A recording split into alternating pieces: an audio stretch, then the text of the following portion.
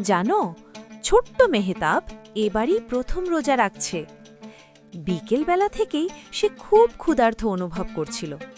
মা তার পছন্দের জিলাপি, বেগুনি আর শরবত বানাচ্ছিল। মেহতাব বারবার ঘড়ির দিকে তাকাচ্ছিল, কখন মাগরিবের আজান হবে। ইফতারের আর মাত্র 10 মিনিট বাকি। মেহতাব জানালা দিয়ে বাইরে তাকিয়ে দেখল তাদের বাড়ির গেটের পাশে সমবয়সী একটি ছেলে মলিন পোশাকে দাঁড়িয়ে আছে। ছেলেটার হাতে একটা ছোট্ট প্লাস্টিকের বোতলে শুধু পানি। মেহতাব বুঝতে পারল ছেলেটার কাছে ইফতার করার মতো কিছুই নেই।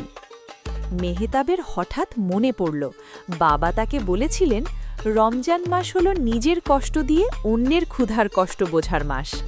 সে দৌড়ে রান্নাঘরে গেল। নিজের জন্য সাজানো ইফতারের প্লেট থেকে অর্ধেক খাবার একটা বক্সে ভরে নিল। তারপর ছুটে নিচে গিয়ে ছেলেটার হাতে বক্সটি দিয়ে বলল, আজ আমরা একসাথে ইফতার করব।